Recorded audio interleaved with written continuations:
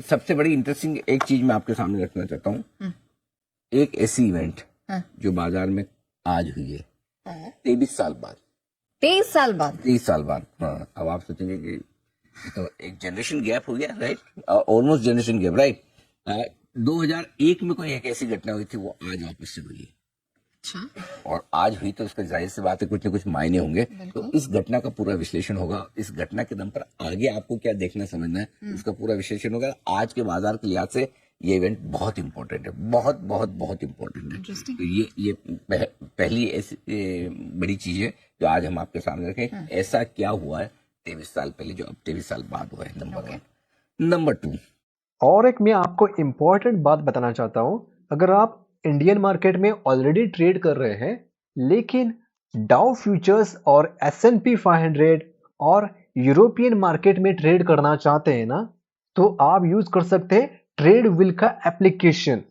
अगर आप इस एप्लीकेशन को डाउनलोड करना चाहते हैं तो इसका लिंक दिया है मैंने डिस्क्रिप्शन में। फरवरी सीरीज का इतिहास कैसा है? अच्छा या खराब, कमजोर या मजबूत, छोटे मोटे मूव या बहुत बड़े, ये होगा आपके लिए फरवरी सीरीज। तीसरा, बजट से ठीक पहले, कल है आम बजट, खरीदे या बेचे, ट्रेडर्स और इन्वेस्टर्स दोनों के लिए स्ट्रेटेजी। इंटरेस्टिंग। वैसे तो मैं बजट से शुरुआत करती, लेकिन ये जो आपने टीजर दिया ना 23 साल बाद कुछ हुआ है, मतलब मैं इस इंडस्ट्री में भी नहीं थी, तो क्या हुआ है सर? पहले ये सस्पेंस खोलिए। हाँ, क्या देखो, ऊपर से हम निफ्टी पे करीबन 12-13% घट गए, राइट? बैंक निफ्टी पे भी लगभग 12-13%, 17% के आसपास करेक्शन मिड कैप शेयरों में आया, 20% स्मॉल कैप घटे। आपको क्या लगता है ये कमजोरी कम है, ज्यादा है, ठीक है, कैसी लगती है? अच्छी खासी कमजोरी। अगर किसी को लगता है कि कमजोरी कम है तो उसके लिए भी इसमें बहुत कुछ लिखा है, और किसी को लगता है कि ज्यादा है तो भी इस सवाल के अंदर बहुत कुछ छुपा है। और मैं क्यों कह रहा हूँ, मैं आपको पीछे लेके जाना चाहता हूँ जून, जुलाई, अगस्त और सितंबर 2021 में 2001 में, माफ कीजिएगा, ठीक है? इन 4 महीनों में निफ्टी लगातार घटा था, और 23 साल बाद अब जाके ऐसा मौका आया है जब लगातार 4 महीने निफ्टी ने नेगेटिव रिटर्न दी। सोचिए, कोविड के वक्त भी लगातार 4 महीने तक नेगेटिव रिटर्न दी। 2008 के लेमन ब्रदर्स के क्राइसिस में भी लगातार 4 महीने नेगेटिव रिटर्न दी, राइट? 2001 में ऐसा हुआ जब पहली बार ऐसा हुआ कि 4 महीने लगातार नेगेटिव रिटर्न आए। अब 23 साल बाद वापस हुआ है, ठीक है? हाँ, 2000 से लेके अब तक 13 बार ऐसे मौके आए जब 3 महीने नेगेटिव रिटर्न मिले। तो 3 महीने मिलना बड़ी बात नहीं है।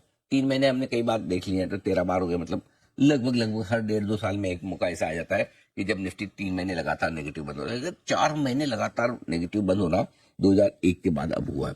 अब मजे की बात देखिए, 2001 में 4 महीनों में निफ्टी 23% घटा है, लगभग 23% घटा है, ठीक है? और अभी हमारा लगभग 10% घटा है, 10% के आसपास का करेक्शन हमारे यहाँ अभी तक हुआ है, ठीक है? सो कुल मिलाकर बात यह है कि करेक्शन तो हुआ है। अगर आप टाइम वाइज करेक्शन देखें तो आपका फर्स्ट क्लास करेक्शन हो गया।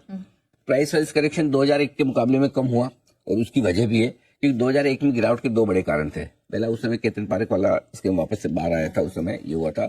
और दूसरा 9/11 का टेररिस्ट अटैक जो हुआ था। तो ग्लोबल मार्केट्स और ये लोकल ट्रिगर्स दोनों मिलके उस समय एक्स्ट्रा ऑर्डिनरी सिचुएशन थी। अभी हम क्यों गिर रहे हैं?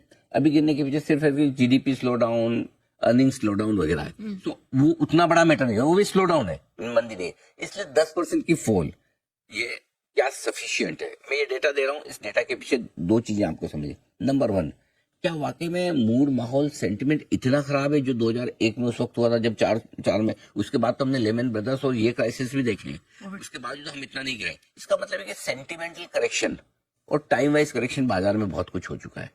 अब उस समय इतने खराब माहौल में भी एक लाइन में आपको बताना चाहता हूँ, जब 4 महीने जून से लेकर सितंबर में आप 23% घट गए, अक्टूबर से दिसंबर में 15% से ज्यादा वापस मार्केट भागा है।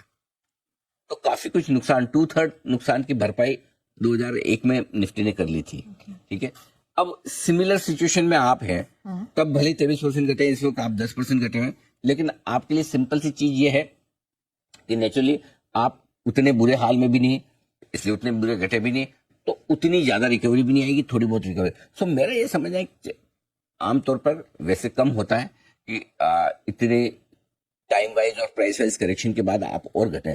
सो कम से कम इस सीरीज की शुरुआत करने के लिए ये है आपके पास के आमतौर पर 4 महीने लगातार घटने के बाद कमजोरी होने के चांस कम हो जाते हैं। तो फरवरी की सीरीज की शुरुआत में पहला मैं आपको पॉजिटिव संकेत ये देना चाहता हूँ। वंडरफुल।